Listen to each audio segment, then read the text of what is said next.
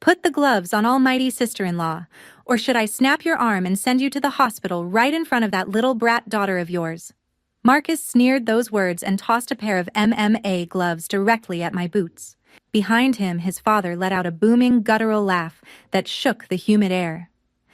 Teach this pathetic soldier a lesson, son. Show her that in this place, my money is the law. I stood perfectly still on the grass, looking at the relatives who were eagerly trying to crush my daughter and me. Overseas strangers in uniform took bullets for me. Here, my own family drove the deepest knives into my back. They had no idea that cornering a special operations officer wasn't a flex of power. It was an absolute death sentence for their arrogant empire. Before I tell you what happened, please take a moment to like and subscribe to the channel. But only if this story resonates with you. And let me know in the comments where you are watching from and what time it is where you are. I spent a decade in war zones, Fallujah, Kandahar, forward operating bases so deep in hostile territory that the supply helicopters would not land, they would just kick the pallets out the back and bank hard before the ground fire started. Places where the air tasted like burnt metal and diesel, and where the only promise anyone kept was the promise to bring you home breathing. I earned my rank one deployment at a time, one close call at a time, one scar at a time. Major United States Army Special Operations, Lead Security Assessor. My job was to see threats before they materialized, to read people the way a surgeon reads an X-ray, and to neutralize problems with the least amount of noise possible. I was good at it. The best according to the men and women who had watched me work under fire and still asked to serve on my team for the next rotation. But when I came home to the Virginia suburbs, I locked all of it away. My medals went into a fireproof safe in the basement closet stacked beneath a folded flag and a commendation letter signed by a 2-star general. My operational history got buried behind a classified wall so thick that even a federal judge would need 3 separate signatures to crack it open. I told everyone, including my own sister, that I was an administrative clerk at the Department of Defense. A desk job, a GS-7 pay grade. A nothing title for a nothing woman pushing paperwork in a basement office. That was the plan. I stripped away every trace of who I really was, because I had one mission left that mattered more than any combat deployment. Raising my daughter Lily in peace. Every morning followed the same pattern. I poured black coffee into a chipped ceramic mug with a faded Army logo on the side, leaned against the kitchen counter, and watched Lily through the window. She would be out in the yard by 7 a.m. chasing the neighbor's cat through the azalea bushes, or building something out of sticks and mud near the back fence. I scanned the tree line out of habit, cataloging the fence posts, the blind spots near the garage, the sight lines from the road. I noted the distance from the front door to the sidewalk. I counted the seconds it took for a car to pass from one end of the street to the other. Old instincts. The kind you never switch off, not even in a cul-de-sac where the biggest threat on the block is supposed to be a stray raccoon getting into the trash cans. That peace lasted exactly 4 months. The first sign was a convoy of moving trucks rolling down our quiet street at 6 a.m., followed by a matte black Mercedes G-Wagon with aftermarket chrome trim and tinted windows that caught the light like a warning flare. Richard Lewis had bought the massive estate right next to my modest 3-bedroom. The property sat on the other side of a low wooden fence that I had built myself the previous summer, sinking every post by hand, measuring every board twice. Within 48 hours, that fence became the border between 2 completely different worlds. I watched from behind my kitchen curtain as they unloaded their lives onto the driveway. Italian leather sectionals wrapped in industrial plastic. A 65-inch flat screen carried sideways by 2 men in matching polo shirts who looked like they had been hired specifically to look impressed by everything they touched. Boxes stamped with designer logos piled up on the manicured lawn. A marble-topped dining table so heavy that it took 4 men and a furniture dolly to get it through the front door. Richard himself supervised the entire operation from the center of his driveway, barking orders into a gold-cased phone, while his free hand jabbed at the landscapers who were already tearing out the old rose bushes and replacing them with ornamental palms that had no business growing in Virginia. Richard Lewis, a logistics tycoon. Nouveau riche. He had made his money in freight transport, buying up small trucking companies during the recession and merging them into a single brand called Lewis Global Transport. The kind of man who confused owning expensive things with being an important person. The kind of man who measured every human being he met against the number in his bank account and found everyone insufficient. His son Marcus jumped out of a lifted black pickup truck and immediately started hauling gym equipment into the garage. Marcus was my sister Sarah's husband. She had married into the Lewis family 2 years earlier, trading our last name for Richard's money and a lifestyle she could never have built on her own. That marriage was the reason this particular tycoon had decided to buy the estate next to my fence. And that marriage was the reason the deepest betrayal of my life was about to move in right next door. Marcus was 24 years old, 230 pounds of steroid-inflated muscle packed into a tank top that was 2 sizes too small. His traps were so swollen they nearly touched his earlobes, and his face had that permanent bloated redness that comes from years of chemical shortcuts. He moved like a man who had never been told no, never been corrected, never been asked to consider the possibility that his body was not a legitimate argument in every conversation. Within the first hour, he chained a heavy punching bag to a steel post that sat directly against our shared property line, the bag hanging so close to the fence that every impact sent vibrations through the wood and into my kitchen wall. The rhythmic, obnoxious thuds rattled my window for the rest of the afternoon. I could feel each one in my collarbone. I sipped my coffee and watched him through the glass. I cataloged his stance. Open. His guard dropped below his chin after every third punch. His footwork was flat weight planted on his heels instead of the balls of his feet. His centerline was completely exposed every time he threw a hook. He was a man who had trained to look dangerous in a mirror, not to survive against someone who had been trained to end threats in confined spaces with no light and no warning. Intelligence briefing filed and stored. Richard drove his G-Wagon slowly past my property twice that first week. Both times he reduced his speed to a deliberate crawl at my driveway, letting the engine idle so the deep, aggressive rumble would announce his presence.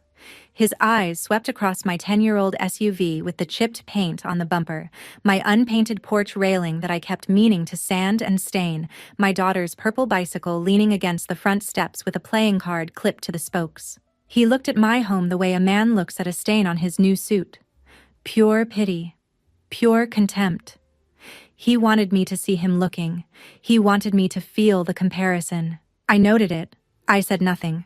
I took another sip of coffee. My sister Sarah showed up on a Thursday afternoon. She lived right next door now in Richard's estate, sharing the master bedroom with Marcus. She did not call ahead. She did not knock. She walked through my front door the way she had always walked through doors, like the world was a series of rooms that existed primarily for her convenience, and pushed her oversized designer handbag onto my kitchen table, like she was planting a flag on conquered territory. She spent 20 minutes talking about the renovation Richard was funding for her new master bathroom: Italian marble countertops, heated floors with programmable zones, a freestanding soaking tub imported from a factory outside Milan that cost more than my SUV was worth on a good day. She described every detail with the careful precision of someone who had rehearsed the speech in the car, making sure every sentence landed like a small polished grenade. While she talked, her eyes kept drifting across my plain laminate countertops, my secondhand curtains that I had bought at the thrift store on Route 29 because they were the right length and I did not care about the pattern. My refrigerator door covered in Lily's crayon drawings held up by mismatched magnets from gas stations in 3 different states. Sarah took it all in. She inventoried every surface. Then she picked up the coffee mug I had poured for her without being asked, and sighed. You know, Evelyn, you could have so much more if you just tried a little harder. That government salary is not doing you any favors. She tapped her manicured nails against the ceramic. New rings, 3 of them. All gifts from Richard's side of the family. A diamond cluster on her right hand that caught the kitchen light and threw tiny rainbows across my plain white ceiling. I bit the inside of my cheek. 4 seconds in. 4 seconds out. My heart rate held steady at 62 beats per minute. I did not engage. I would not give her the satisfaction of watching me flinch. I turned away from her, walked to the sink and started washing dishes. I let her shallow insults hang suspended in the quiet kitchen until she got bored and gathered her handbag and left trailing the scent of a perfume that cost more than my weekly grocery bill. The dishes clinked under the running water. Lily's laughter floated in through the open window. I dried my hands on a towel and stood there listening to the heavy bag thudding on the other side of the fence. Every impact sent a tiny tremor through the wood. Marcus did not limit his territory to his own property. Within the first 2 weeks, I watched from my porch as he forced an elderly delivery driver to step off the sidewalk and into the wet grass, nearly dropping 2 packages, just so Marcus could walk past without adjusting his path.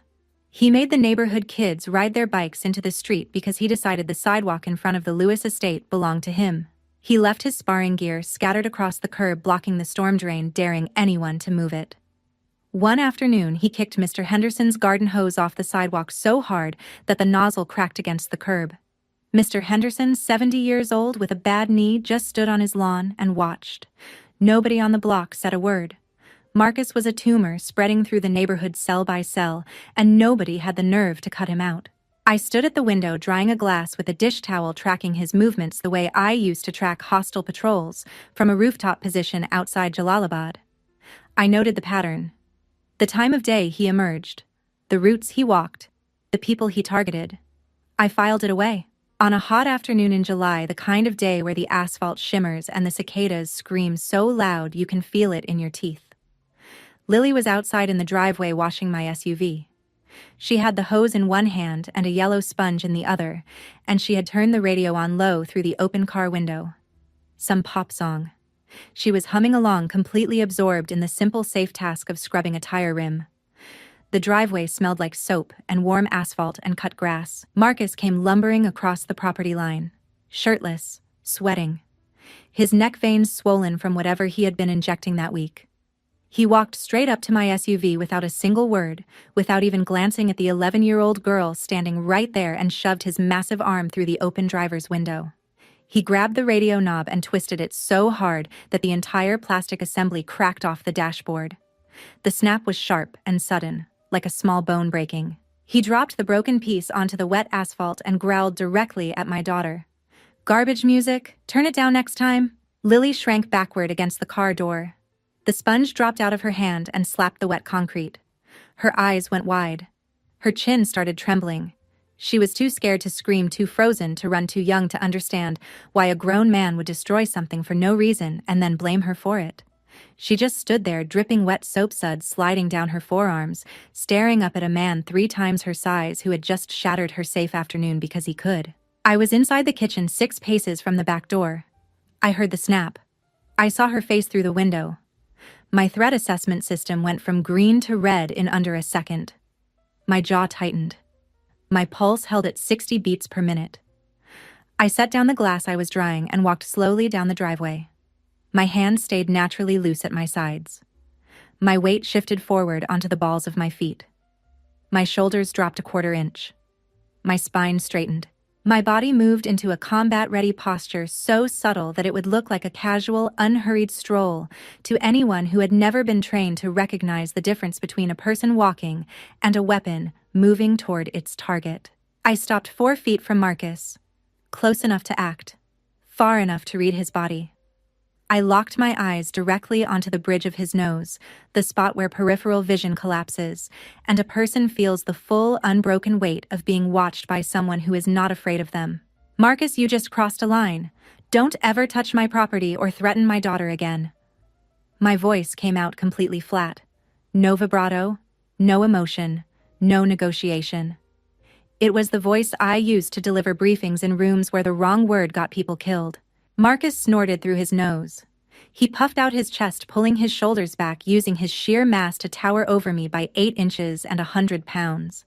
He smelled like sour sweat and cheap body spray and iron supplements. He looked down at me the way a man looks at something stuck to the bottom of his shoe. "What are you gonna do about it? Sue me, you're just some washed-up old woman living off a pathetic military paycheck. Watch yourself."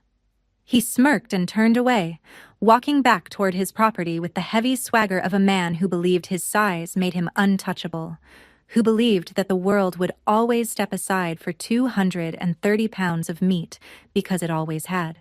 I did not chase him. I had purposely given him an exit to de-escalate. That was protocol. You always give them a door to walk through before you remove all the doors. I pulled Lily into my arms and held her until the trembling stopped.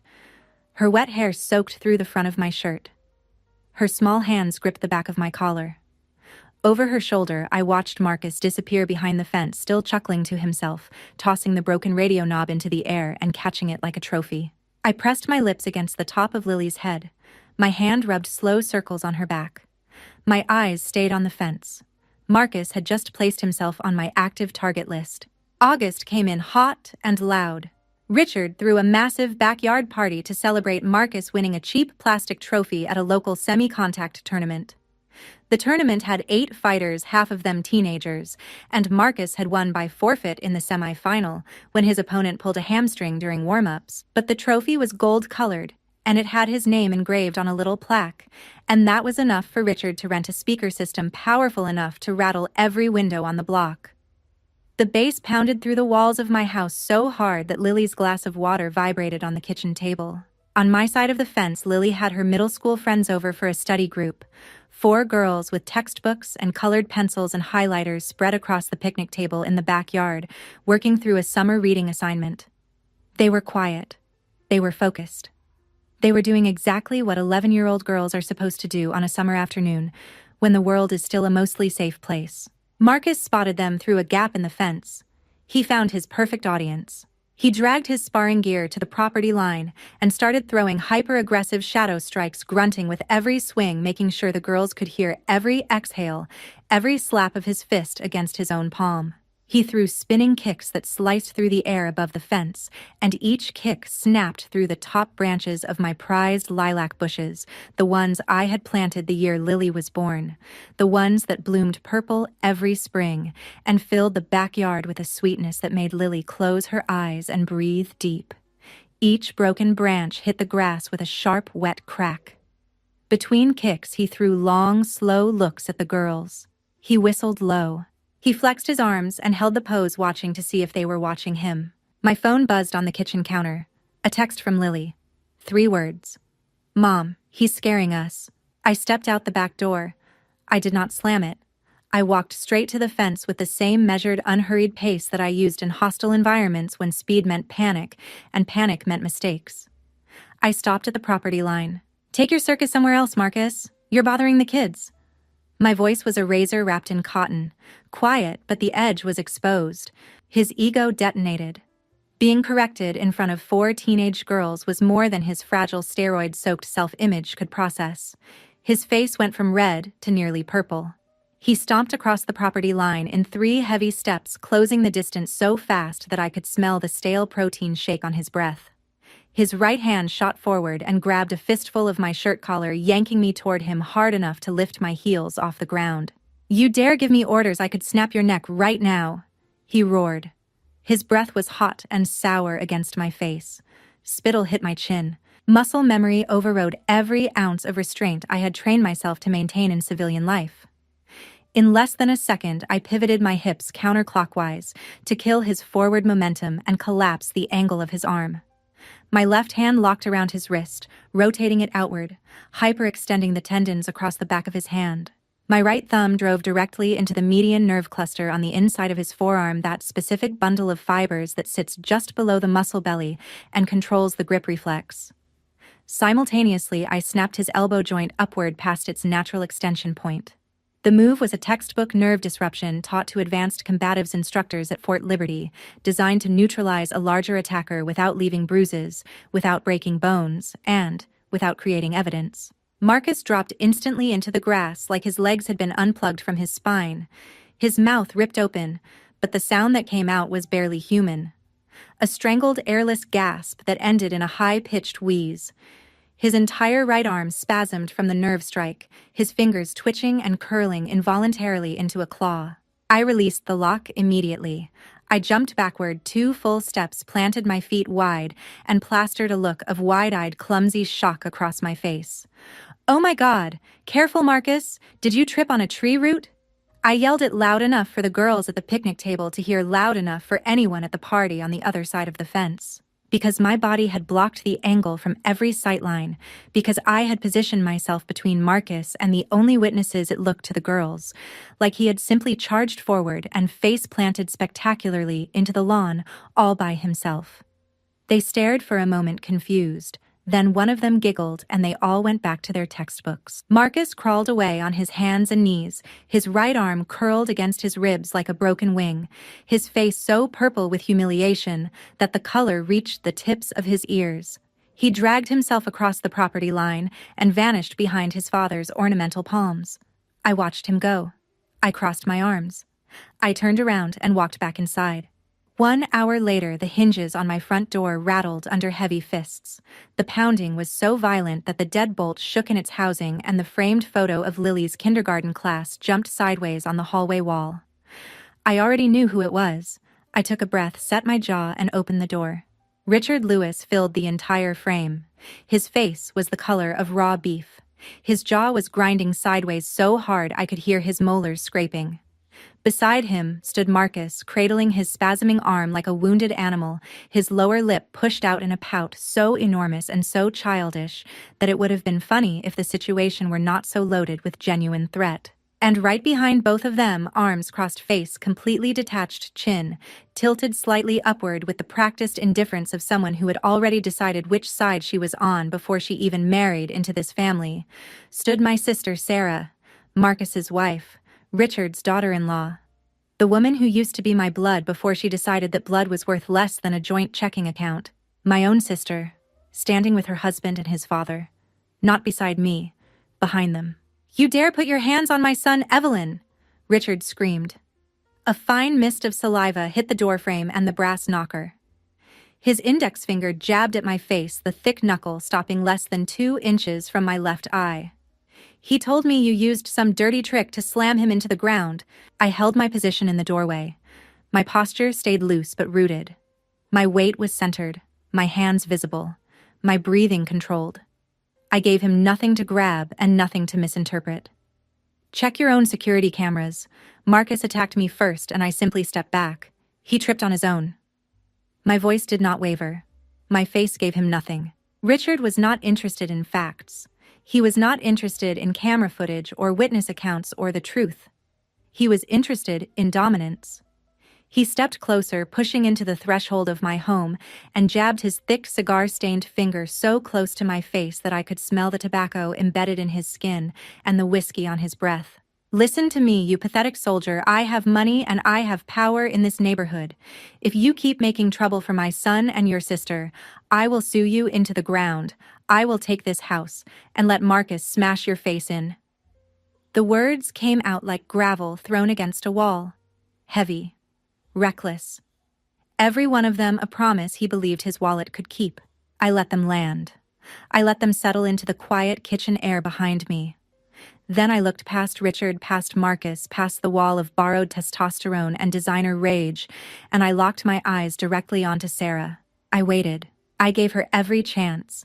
I stood there in the doorway of the home where we had once sat together on the living room floor, as children cutting paper snowflakes with dull scissors, while our mother hummed church hymns in the kitchen. I remembered Sarah holding my hand on the first day of school, her small fingers squeezing mine at the bus stop. I remembered her sneaking into my bed during thunderstorms, whispering that she was not scared, she just wanted to make sure I was not scared. I stood there and I waited for the blood connection between us to mean something. Anything. Sarah rolled her eyes. She let out a long theatrical sigh, as rehearsed and deliberate as every word she had spoken in my kitchen 2 weeks earlier. She looked at me the way you look at a dog that will not stop barking at nothing. "Stop causing drama, Evelyn. You're just jealous because my husband and I are richer than you, aren't you?" Something deep inside my chest turned to ash. Not the hot ash of anger.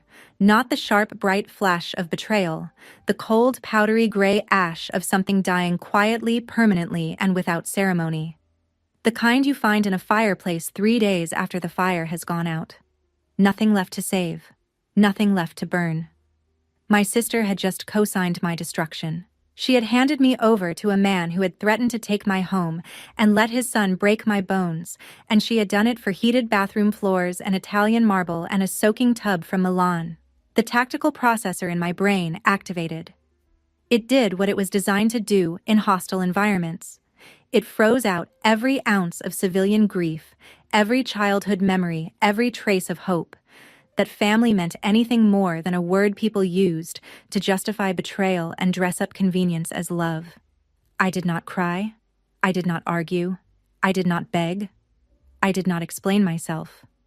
I looked at the three of them standing on my porch, and I officially reclassified my own flesh and blood as hostile targets. I stepped back.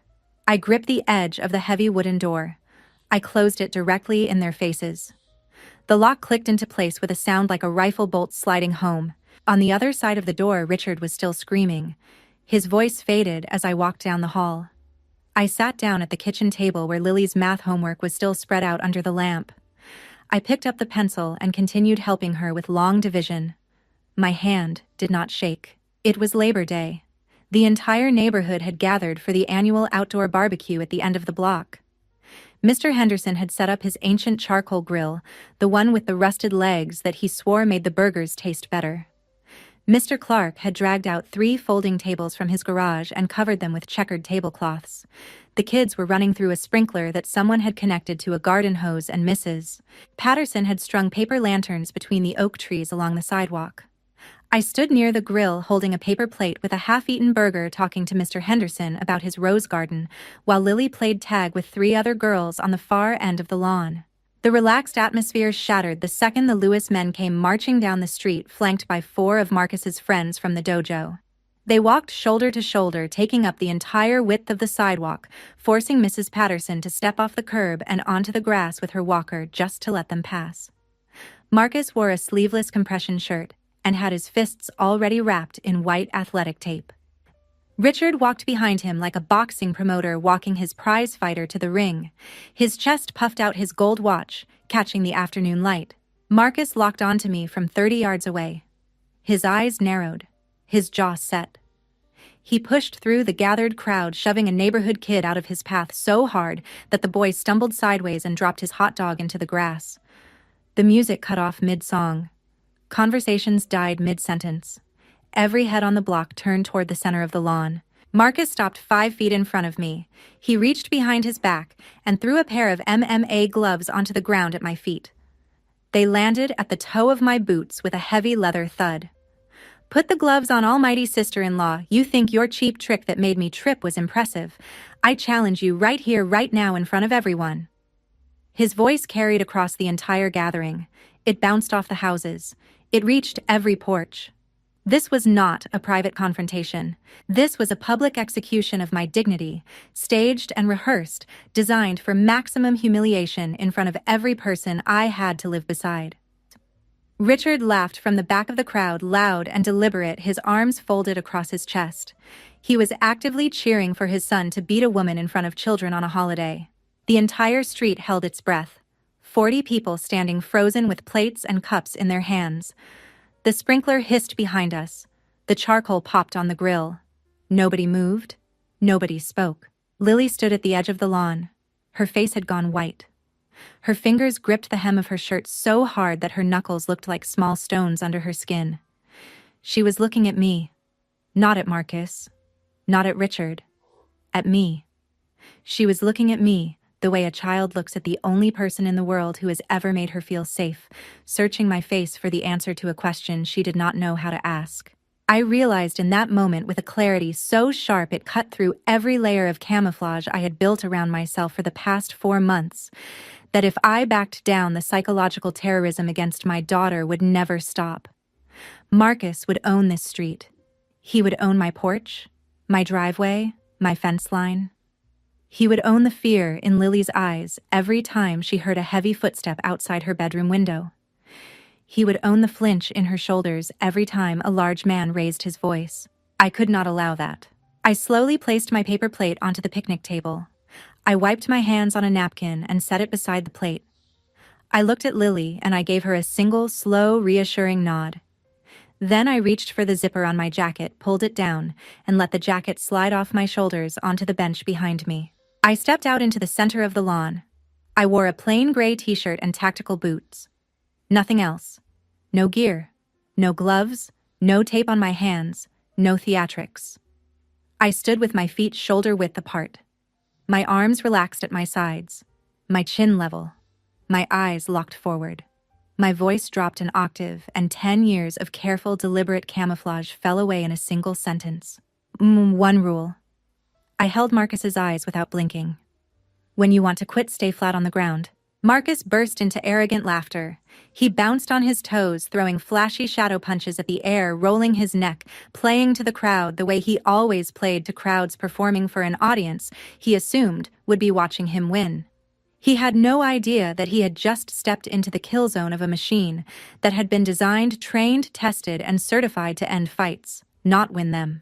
If you have ever had to stand completely alone while your own blood betrayed you for money, please like this video and share your experience in the comments. I drew my line in the grass right then, and it was time to collect the debt. Marcus did not wait for a countdown. He charged straight at me with a textbook 1-2 combination. A left jab to set the range followed immediately by a heavy overhand right, designed to take my head clean off my shoulders. To a civilian standing in that crowd, the punches would have been terrifying. 230 pounds of chemically enhanced muscle moving at full speed, fists, wrapped tight, eyes locked with predatory focus. To a special operations combatant, his movements broadcast in slow motion. His jab telegraphed a full second before his fist moved. His right shoulder dipped, his left foot overcommitted. His guard dropped below his chin the instant he loaded the overhand. His entire UD loop, the cycle of observe, orient, decide, and act that governs every combat exchange, was fatally choked by his own ego. He had already decided how this would end before it started. He assumed I would flinch. He assumed I would close my eyes and throw my hands up and shrink backward the way every woman in his life had done when he raised his voice or his fist. He had built his entire fighting identity on the assumption that intimidation was the same thing as skill. Instead of retreating, I stepped directly inside the arc of his heavy right hook. His fist tore through empty air 6 inches behind my head. I felt the violent whoosh pass my ear, felt the displaced air ripple through my hair and across the back of my neck.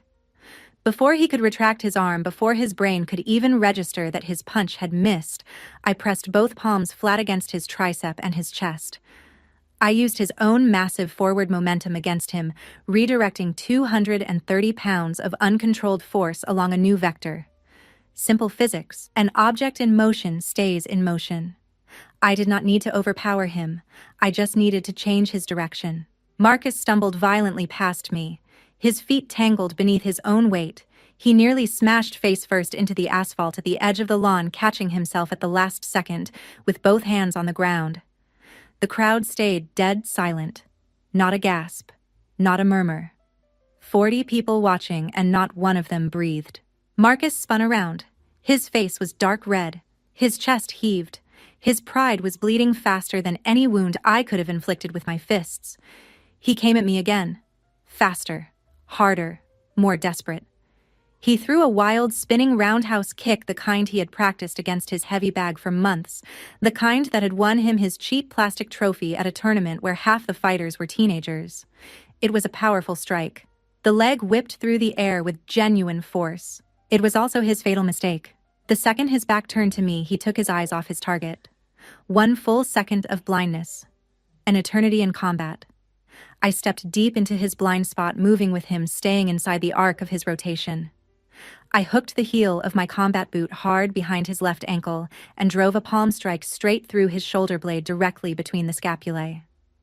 The combination of his own rotational force, a locked ankle, and forward pressure through his center of mass did the rest. Marcus went airborne.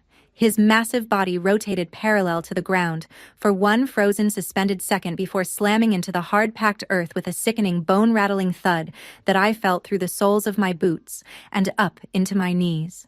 The impact drove every molecule of air out of his lungs in a single explosive grunt. He landed flat on his back. His eyes went wide. His mouth opened and closed. No sound came out. His diaphragm was locked. His lungs were empty. His brain was trying to send signals to muscles that had temporarily forgotten how to function. Before he could suck a single breath into his paralyzed chest, I was on him. He thrashed. He grabbed at my arms with desperate, clumsy hands. I dropped my hips, sank my full weight onto his torso, and slid my forearm directly across the back of his neck, pressing his cervical spine toward the ground. I pinned him face down in the dirt, his body folded at a 90-degree angle, his cheek grinding into the grass and packed earth. "Tap the ground, Marcus." I whispered it. My mouth was 3 inches from his ear. The words came out with a freezing detachment that had nothing to do with anger and everything to do with the cold, mechanical certainty of a person who has done this 1,000 times in places far more dangerous than a suburban lawn. "Show your daddy what a loser looks like." 5 seconds of desperate, suffocating struggle. His legs kicked against the dirt. His free hand clawed at the grass, ripping up clumps of earth. His face turned from red to purple to a shade I had only seen before on men at altitude who had run out of supplemental oxygen. Then his trembling hand rose 6 inches off the ground and tapped the earth 3 times. I released the pressure. I stood up. I adjusted my shirt. I brushed a single blade of grass off my knee. The entire fight had lasted 90 seconds. The crowd stayed frozen. Mr. Henderson's burger had burned to a black disc on the grill, sending a thin column of acrid smoke straight into the sky. A child somewhere behind the sprinkler was crying, though I could not tell if it was from fear or because the water was cold. Marcus lay in the grass on his side, his chest heaving in ragged, wet gasps, his right arm curled against his body, staring at the sky with the hollow, emptied eyes of a man whose entire identity had just been surgically removed and fed through a paper shredder. His dojo friends stood at the edge of the lawn. Not one of them stepped forward. Richard broke the silence first. His face contorted into something between rage and absolute disbelief. He shoved through 2 neighbors and charged toward me, his thick arms swinging at his sides. "You son of a bitch!" He shrieked, his voice cracking on the last word. I shifted my stance. I did not retreat. I planted my feet and dropped my center of gravity 2 inches. I locked my eyes onto the center of his chest. "Take one more step, Richard, and I will treat you as a direct threat." My voice sliced through the air, and every person on that lawn heard it. Survival instinct overrode his rage. He froze mid-step, 1 foot still raised off the ground. His jaw worked sideways, grinding his teeth so hard I could hear the enamel clicking. He stood there shaking with a fury so enormous that it had nowhere to go, trapped inside a body that his brain had just ordered to stop. He ripped his phone out of his pocket. His fingers shook as he stabbed at the screen. "I'll make you rot in prison, you psycho!" He spat, jamming the phone against his ear. 2 police cruisers arrived within 7 minutes. Officers Miller and Davis stepped out, adjusting their duty belts, scanning the crowd. The red and blue lights pulsed across the faces of 40 silent witnesses, painting the oak trees and the paper lanterns in alternating flashes. Richard met them halfway down the lawn. He grabbed Officer Miller by the sleeve, pulling the officer toward him, his voice rising to a shrill theatrical wail that he had clearly been rehearsing during the 7 minutes it took the cruisers to arrive. "Officers, this woman is a discharged veteran with PTSD. She went insane and violently attacked my son without provocation." He pointed at me with a shaking hand, his finger trembling with a rage he was trying to disguise as fear. He was performing. He was playing the terrified civilian father, the innocent victim of a deranged soldier, and he was disturbingly good at it. Before I could open my mouth, before I could take a single step forward, Mr. Clark stepped out from the crowd. 72 years old, retired electrician. He had lived on this street longer than anyone, longer than the trees, longer than the fire hydrant on the corner. He walked up to Officer Miller, looked him dead in the eye, and spoke in a voice that was quiet and steady and absolutely certain. "That is a blatant lie," Marcus challenged and attacked her first. He pointed at Marcus, who was still sitting in the grass holding his arm. He threw gloves at her feet and dared her to fight in front of the whole neighborhood. Every single person here saw it. Beside Mr. Clark, a 16-year-old boy named Tyler raised his phone. The screen was cracked across the bottom corner, but the video playing on it was crystal clear. Full color. Full audio. It showed Marcus throwing the gloves at my feet. It captured his shouted challenge word for word.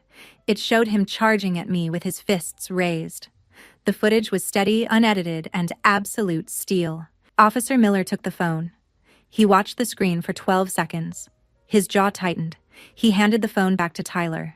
He turned slowly to Richard, and the expression on his face shifted from neutral to something far less patient. If anyone is getting cuffed today, it's your son for assault. You have two choices. Take your son home right now, or I arrest both of you for disturbing the peace and witness intimidation. Richard's mouth dropped open. His face cycled through 4 shades of red. He stood there for 3 full seconds, processing the reality that his money could not rewrite what 40 people had just witnessed, that his performance had played to the wrong audience, that the badge standing in front of him did not care how many trucks he owned. He grabbed Marcus by his good arm and yanked him to his feet with a violence that made both officers tense and shift their weight forward. He dragged his son toward the street, but at the edge of the lawn he stopped. He turned back. He pointed at me, and his voice dropped to a low, trembling growl that was meant to sound threatening, but came out sounding like a man who had just realized he was standing on the edge of something he could not buy his way back from. This isn't over, Evelyn. I will find out where you work and destroy your military career. I have money and power you can't even imagine. I crossed my arms. I watched him drag his broken son down the sidewalk like a piece of damaged luggage. I did not flinch. I did not respond. I simply stood on the lawn and welcomed his final mistake. Richard Lewis was a man of his word. Within 72 hours he hired a private investigator. A former cop from Richmond, semi-retired, cheap enough to take rush jobs and lazy enough not to ask the kind of questions that might have saved his client a fortune. The PI ran my name through every civilian database he could access, every public records search, every social media scrape, every background check service available to licensed investigators in the Commonwealth of Virginia. He hit a wall so fast and so hard that it must have felt like sprinting full speed into a concrete barrier in the dark. My file at the Department of Defense listed me as a GS7 administrative support clerk assigned to a basement filing office. No photograph, no operational history, no unit designation, no deployment record. Everything above that clearance level was locked behind a classification wall that required signatures from a congressional oversight committee to access. The PI typed up a 2-page report, billed Richard for 6 hours of work, and told him what he wanted to hear. That I was exactly what I appeared to be. A low-level desk worker, a nobody. But Richard held a card he believed was bigger than any classified file. His logistics company, Lewis Global Transport, was aggressively bidding on a $40 million military transport contract. A federal procurement deal for armored vehicle shipping and supply chain logistics that would triple his annual revenue and anchor his company to a decade of guaranteed government payments. He believed that kind of money bought influence. He believed it bought leverage. He believed it bought people the same way it bought Italian marble and ornamental palm trees. Using his network of country club contacts, political fundraiser connections, and a state senator who owed him a favor, Richard secured a direct phone line to General William Brooks, the Director of Federal Procurement for the Department of Defense. Richard called the general's office on a Tuesday morning. He introduced himself as a major defense contractor and a patriotic, concerned citizen. He described me as a violent, unstable, psychologically damaged veteran who had brutally assaulted his son. He demanded my immediate dishonorable discharge, and then he played what he thought was his ace card. He explicitly threatened to withdraw his entire $40 million logistics bid if the military did not fire me and throw me onto the street. Exactly 10 minutes later, my encrypted government phone rang. The sound was distinct, a specific secure ringtone that only activated when the call originated from a cleared line within the Pentagon's internal communications network. I was standing in my kitchen pouring a second cup of coffee from the glass pot on the counter. I set down the pot, dried my hands on the dish towel, and answered, "Evelyn, I just had a nouveau riche man named Richard order me to fire you." General Brooks's voice filled the receiver deep and graveled, and carrying the unmistakable warmth of a man who had just heard the funniest joke of his career. He let out a booming, raspy laugh that sounded like gravel rolling inside a steel drum. I leaned against the counter, feeling a smile pull at the corner of my mouth, and I waited for the rest. "I let him exhaust all of his arrogance," the general continued. His tone shifted, the laughter draining away, replaced by the cold, surgical precision of a 3-star officer delivering a verdict that could not be appealed. "Then I informed him that you are the lead security assessor holding the bid file for his company. His phone call threatening you constitutes a serious conflict of interest and personal vendetta violation." I closed my eyes. The $40 million bid was shredded. Not suspended. Not flagged for review. Shredded. Permanently. Every background check, every compliance certification, every security clearance associated with Lewis Global Transport was now stamped with a federal conflict of interest violation that would follow Richard's company through every government procurement database for the next 2 decades. No branch of the United States military would accept a bid from his company. No federal agency would process an application bearing his name. With one phone call driven by pure, uncut ego, Richard Lewis had permanently destroyed his own financial empire. I thanked the general. He told me to stay sharp. He hung up. I set the phone down on the counter, picked up my coffee mug, and took a slow, quiet sip. The kitchen was still. Lily's backpack sat by the door, packed and ready for school in the morning. The refrigerator hummed. The fallout hit the Lewis family with terrifying speed. The video of Marcus tapping out in 90 seconds spread across every local social media page and neighborhood group chat within 48 hours. Someone uploaded it to a regional sports forum with the caption, "Local MMA hero gets handled by a soccer mom in combat boots." It was not just a loss. It was a surgical public humiliation of a man who had built his entire identity around being the most dangerous person in every room he entered. The comments were merciless. The shares multiplied overnight. Master Silva, the head instructor at Marcus's dojo, watched the footage 3 times. He sat at his desk in his office and replayed the 90 seconds frame by frame, studying the footwork, the angle of the redirections, the precise mechanics of the final pin. Then he called an assembly. Every student in the gym lined up on the mat. Marcus stood in the center alone in front of 30 people who had watched him strut around that gym for years. Master Silva stripped him of his black belt in front of his peers. He said 6 words. "You are banned from this dojo." Marcus drove home in silence. He walked through the front door, went upstairs, and locked himself in his bedroom. He did not come out for 3 days. Richard's logistics company entered a death spiral the same week. Losing the $40 million federal contract did not simply cost him projected revenue. It triggered a chain reaction that his accountants had never modeled, because they had never imagined a scenario where Richard's own mouth was the weapon that destroyed the company. His investors, 3 private equity partners and a regional bank, had been promised a guaranteed federal contract as the cornerstone of their growth projections. When the contract evaporated, the promises collapsed with it. They pulled their funding overnight. 2 of Richard's largest warehouse clients terminated their leases within the month, citing what their lawyers carefully phrased as reputational and compliance concerns. The bank that held his construction loan sent a formal review notice requesting full financial disclosure within 30 days. The fake veneer of the Lewis empire, built on credit lines and inflated projections, and the arrogant assumption that money could outrun consequence, cracked from the foundation up. Sarah, my sister, who had married Marcus and chosen his family's money over her own blood, who had stood on my porch and called me jealous while her father-in-law threatened to destroy my life, now found herself trapped inside a financial collapse she did not understand and could not escape. The heated bathroom floors were still warm. The Italian marble was still polished and gleaming under the vanity lights. But the money that paid for every square inch of it was evaporating faster than she could spend it, and the man who had promised her a life of luxury was now spending his nights on the phone with bankruptcy attorneys instead of restaurant hostesses.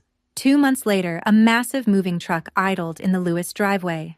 The engine rumbled low and heavy, vibrating the air between our properties for the last time. The truck was white with no logo. They had not even hired a branded company. They packed their own boxes. I stood on my porch holding a hot mug of black coffee, watching them load what was left. Richard carried a floor lamp with a crooked shade. Sarah carried a garment bag over one arm and a box of kitchen utensils under the other, her designer sunglasses pushed up on her head even though the sky was overcast. She did not look at me. Marcus sat in the back seat of the truck cab with his hood pulled over his head, his face turned toward the dashboard, his shoulders hunched forward like a man trying to disappear inside his own body. They did not look at any of the neighbors. Mr. Henderson stood at his mailbox with a cup of coffee watching. Mr. Clark sat on his porch steps, his hands folded in his lap. Mrs. Patterson stood at the end of her driveway with her walker, still and silent. Tyler, the 16-year-old with the cracked phone, sat on his front steps with his elbows on his knees. Nobody waved. Nobody spoke. The entire street stood in quiet, collective witness as the family that had terrorized their block finally packed up their arrogance and their broken furniture and drove away. Mr. Clark raised his coffee mug in my direction. Just a small lift of the wrist. A single nod. I did not gloat. I did not wave goodbye. I did not say a single word. The truck turned the corner. The heavy rumbling engine faded until the only sound left was the quiet rustle of leaves and a mockingbird calling from the oak tree in my front yard. I smiled. I turned around. I walked back inside and sat down at the kitchen table where Lily was working through her math homework under the warm circle of the desk lamp. She chewed the eraser end of her pencil, frowning at a fraction problem, her bare feet swinging 2 inches above the floor. I pulled the notebook toward me, picked up a pencil, and showed her how to find the common denominator. The pencil scratched softly against the paper. The kitchen was still. The fence outside stood exactly where I had built it, undamaged, unmoved, marking the quiet border of a life that belonged entirely to us. If you believe that true strength never needs to shout, and that karma always finds the arrogant, please like this video, subscribe, and tell me your thoughts below. Sometimes the quietest people in the room are the ones holding the keys to your destruction.